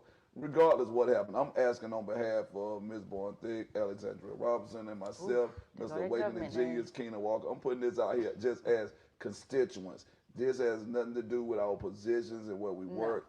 I'm just asking you as a brother, man, who I'm thoroughly impressed. She told me about you, and I'm just like, hey, what's his anger? Why does he want to, come to this? And then I read your bio, and I'm sitting here, but nothing about the gentleman who I saw walk through that door would have told me that that's who was going to end up on the couch at the end of the night. So however we can work in conjunction with what you're doing with the Walking with Walt podcast, how we can work in conjunction as individuals who are parents and people who are concerned about the community. I'm just offering up, our support for you and what you're doing. Want to bring you back to the hot seat when we have other educators here. And if I can, Ms. Born-Thick, shameless plug, I'm starting Awaken the Genius podcast. Well, I want to bring on people who I respect in their industry, who I feel like is just at the top of it. Well, we can just sit down and go one-on-one. Like, there's a lot of things that you couldn't hit, like how we want to dig a little deeper into. But I just want to give you a moment where all I do is just, hey, I want to revisit something you said on the Walking with Walt podcast. Let's go back to understanding the community and the demographics, but let's go beyond the demographics and deal with the psychographics. Because everybody stopped with the demographics. That's a good point, though. Yeah, But even it's the art of storytelling that I mentioned before and being able to connect those dots. I think about my students and I ask them, did y'all see the Respect movie? Yeah. Did you watch this? Did you read up on this? Like, they love Michael Jackson, and I'm like, look at the times. Look at the era that he was growing up in and what was happening with our people. And right now with what's happening with Black and brown people in this country, this is a very, and not to prolong this, but this is very important. I want the people to hear this. And I'm going to close out with my information too so people can connect with me.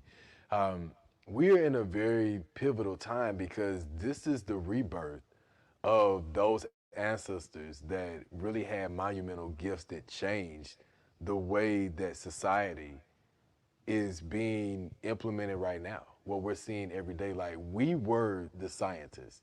It was our engineering theories and formulas that helped advance technology. And so this generation right now, whether I do a lot of work with the census too, and you are between the ages of 5 and 18, this generation right now, this is going to be the generation that will change the way that singing looks 50 to 100 years from now, and the art of storytelling and rap music and the economy. And are we going to advance to being at the level of the Jetsons? Because I show my students the Jetsons as well. And advancing that state. But right now, it's so important because this generation is the generation to do that. But if they have such grave learning loss and such low literacy rates, and they are so, detached from social emotional well-being and learning, then that's going to compromise their ability to reach that greatness. And there's a system in place that understands that. And so what I would tell people to do is go to allenforschoolboard.com. You can volunteer, you can donate, you can support, you can phone bank if you are in Vermont or in Fresno, California, or if you are in any part of Louisiana, any part of the nation. You can phone bank to call constituents and really have short but very intentional conversations around the importance of education. That they can read? Oh yeah, we hook you up. I have a good team of students that are on it. They've been well trained and prepared. Yes. And I like that. but also I'm focusing on seniors. I'm focusing on seniors in regards to students, whether you are a pre-K student that's getting ready to transition out of a program. Transition is one of the big areas that I'm focusing on. If you are in 5th grade, 8th grade, 12th grade, seniors, Transitional phases. you are a senior if you are a student because you are continually matriculating until you get to 12, and then you move on to the next, you know, your realm of learning. So And how can the people, and I want you to spell it slowly, how can the people follow you? What platforms are you on? I most heard you just definitely, said then, but I want to make sure everybody Allen get it. for schoolboard.com. The I number mean, 4 or FOR? FR, I'm glad you said that. Allen for FR spelled out for schoolboard.com. You will be able to connect with me to volunteer support, host a meet and greet so we can connect people. And let me add this too, because I mentioned focusing on seniors, those students who are matriculating through our schools, but also those seniors who are raising school-age children, which is a population that is never focused on, considered, or talked about. And having lost a student in the pandemic, we also lost 2 parents. And knowing the huge dynamic that's happening with families, I want to make sure that our seniors and our grandparents that are raising school-age children are also getting out here to vote, because a lot of people don't consider them when it comes to school board elections. However, I'm considering them because I know that there's a growing number of grandparents between the ages of 47 and 77 who are taking in their grandchildren and having to raise them because their sons are truck drivers or in the military, or so are their daughters, and they are taking on raising them full time. And so everybody is supporting. Seniors are calling. They are hosting virtual meet and greets because they want to make sure they're protected. And we're connecting everybody to www, that's so funny to say that, .allenforschoolboard.com. Wow. Well, and one of the things that I want to kind of backtrack on before we close out, I would love to continue this conversation. Yeah, that's what I was But pushing. when we do it, I would love to add in counselors and social workers. Most definitely. Because there is a part of the education system that, one, parents don't know to ask for. But there's a high demand for, we talk about wraparound services. You talk about really and truly understanding the IEPs, the IHPs, the 504s, and just some other things that are there in place to help our students. I have a daughter who I didn't know anything about an IEP until she was in 9th grade. Wow. I'm sorry, not an IEP. I didn't know anything about a 504 until she was in the 9th grade. And my daughter has a chronic history of migraines, asthma, eczema, very bad allergies. Like, we in the hospital at least 2 to 3 times a month because her migraines make her fall out. And she's out for hours, sometimes days. So these were things that, and I work in the school, that I didn't even know about until somebody just happened to say, hey, well, does she have 504? Or is she on IEP? So did you know, And that's major. Prior to Jason saying what he just said right here, did you know about an IHP? No. So imagine what she's talking about. Imagine I'm her teacher, I'm Coco's teacher, right? And she passes out. I would probably panic because I would have no idea. And no what to other do. teachers. And then you are in the school, right? So imagine something like this happens, and it's like, naturally I panic. I don't know what to do. Well, let's paint this out for people who may not have kids in the school system. Even if you think there's an emergency button or a phone, 9 times out of 10, those technology things are not fixed right away. So it may work, it may not be working. So now you're trying to get a student to go to the next teacher or call the get an office, administrator. yeah. But now imagine when you get the veteran teacher and when you get the administrator and no one knows what an IHP is. So they don't even know what the plan of action is when this happens, other than to now call a parent or guardian at work to alarm them that something has happened, but we are failing your child and you because we didn't have the proper resources to know what to do. And let me give you a prime example of how a miscommunication can take things to a whole nother level. And it'll really send a parent mentally to another place. My daughter has had these issues since she was about 3 months. Her first grade year, we were in Fayette County schools. She missed, they give you a certain amount of days to be tardy, a certain amount of days to be absent. After that, once you hit those numbers, I think initially was like 8 days to be tardy, 16 days to be absent, or something to that effect. We had crossed over that 16-day mark. They called a social worker on me. There was no warnings. Hey, Mom, we're just trying to figure out what's going on. That, she's been tardy so many days, or she's missed, or you've had to come get her, whatever.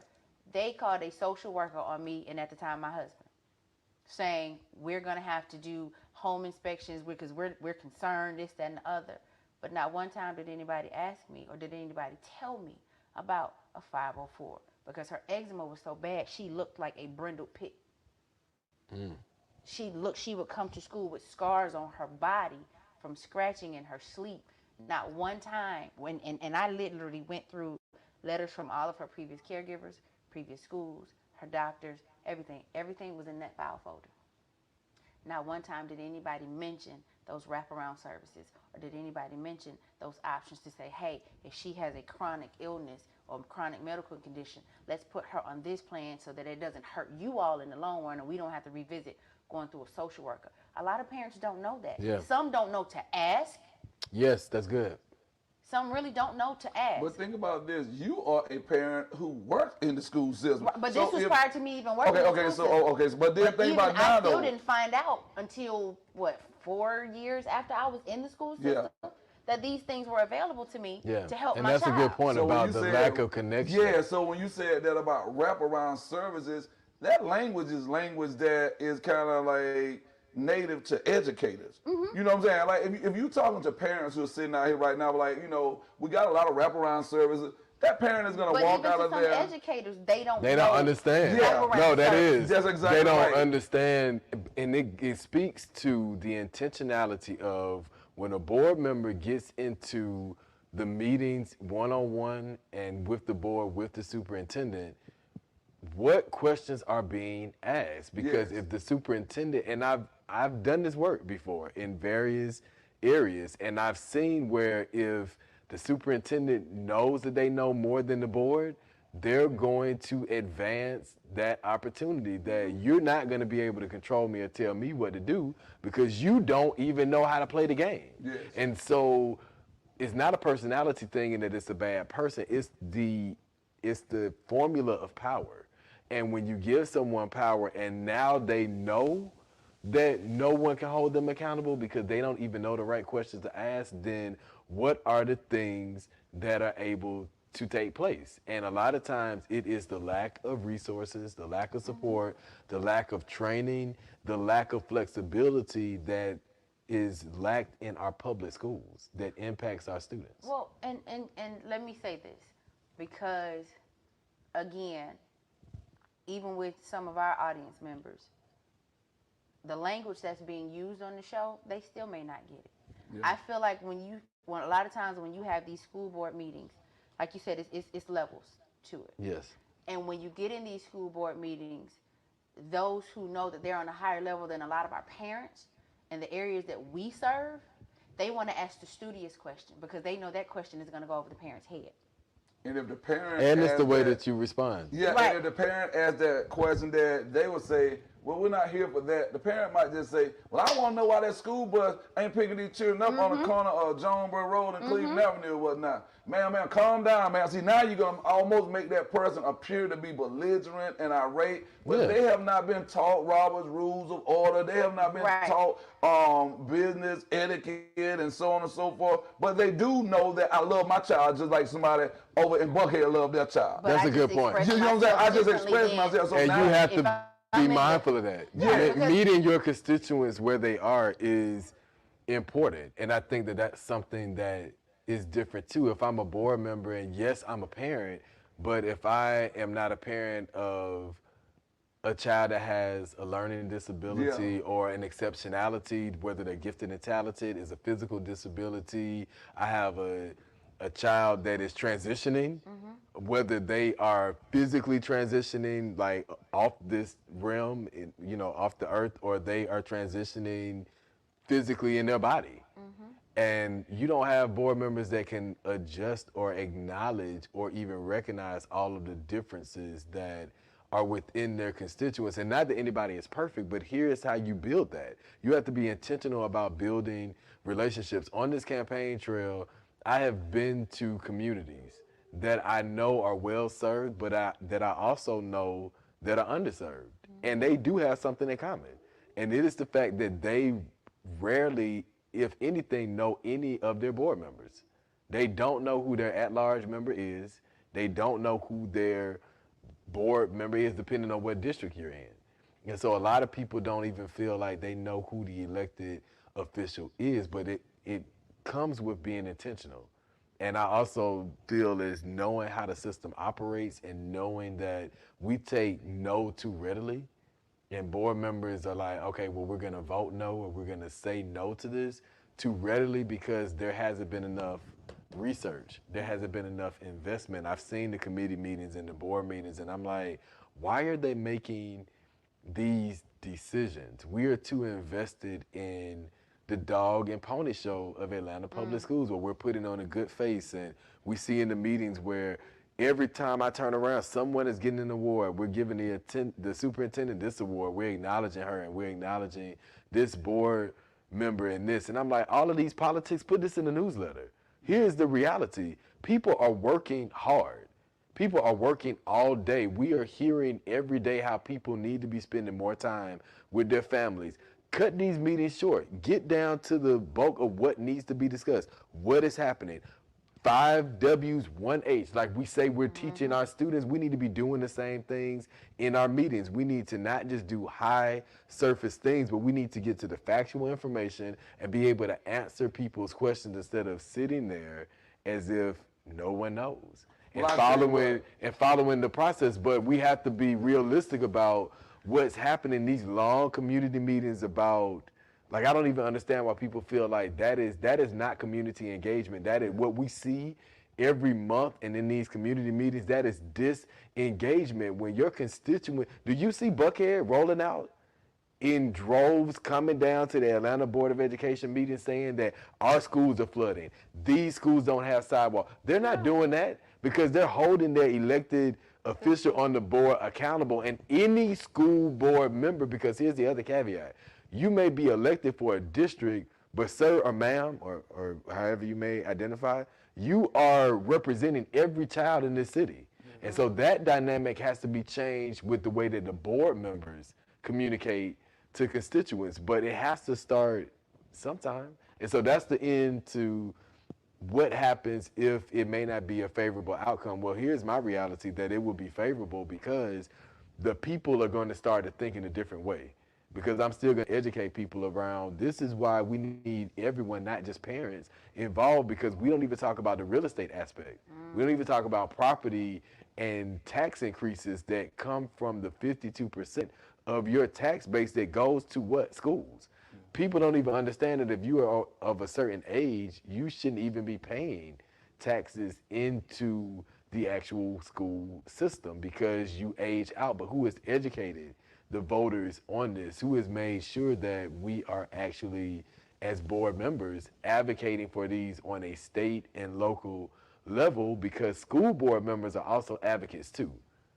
People don't know that, and people forget that your board members should be advocating for equitable wages on the state level so that those formulas change and we can actually make things happen. But people don't know that because no one is educating people on the true work of the school board. Well, look, man, I'll just say this right here. If you did not get a chance to watch this show today, man, please make sure you capture the replay. I don't think that you can get a wealth of knowledge from another school board member that will surpass this. I'm not saying someone cannot rival what you just learned today, but I feel like the brother was so clear in his messaging. Very. I feel like for those educators out there who love to hear me say this, he was didactical, he was strategic, and I feel like it was palatable, that anybody can listen to what he talked about. And I know when we bring you back, if we need to go there, y'all, for the ones of y'all who want to go to the Talented 10 conversation, we can go there also if we need to. But one of the things that I took from this, Ms. Bowen, is that He genuinely wants to make sure that all stakeholders, he said that earlier, all stakeholders, y'all. Hey, I live in a community. So if I live in this community and those kids are walking through my neighborhood every day, I'm just as much concerned about what's going on at the South Atlantas and the Maynard Jackson, as well as the, what's the new name of Grady? Midtown. Midtown. I'm concerned because all of us, like Dr. King said, are interwoven into the same fabric. You know what I mean? But I just have a vested interest in the school that I happen to be fortunate enough to serve at the South Atlanta High School.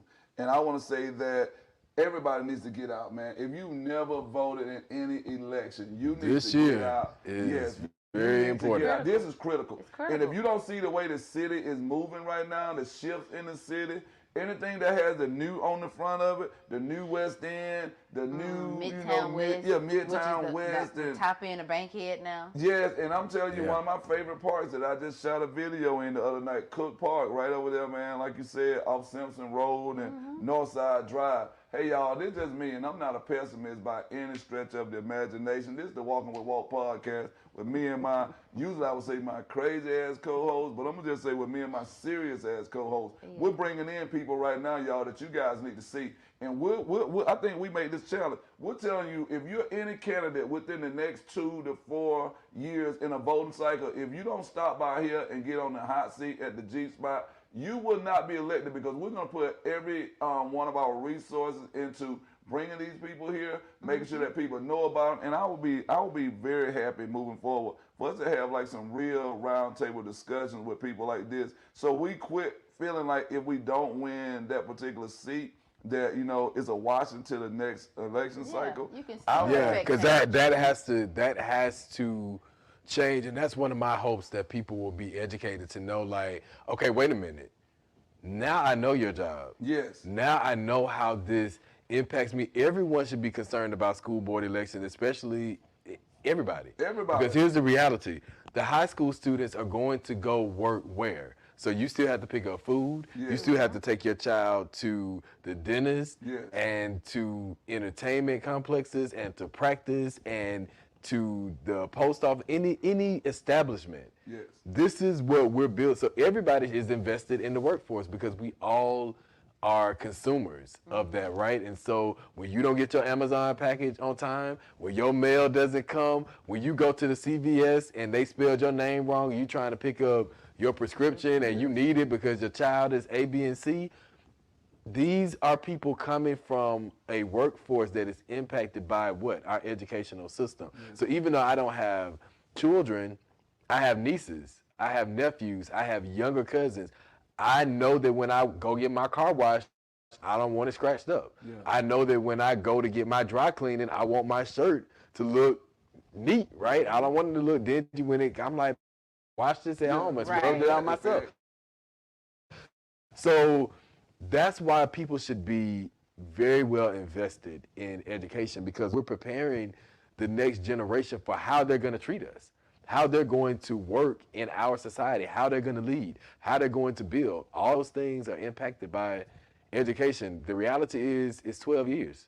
Wow. I'm writing a book. I'm calling it 12 Years a Slave in Public Education. And That sounds it something. is really intentional about the rise and fall of public education after the 80s, after these massive movements of Black power and freedom and equity and equality, right? Like, after those movements, there was still, and the people don't want to go there and realize that those were citizens basically saying that we're challenging the government and the status quo.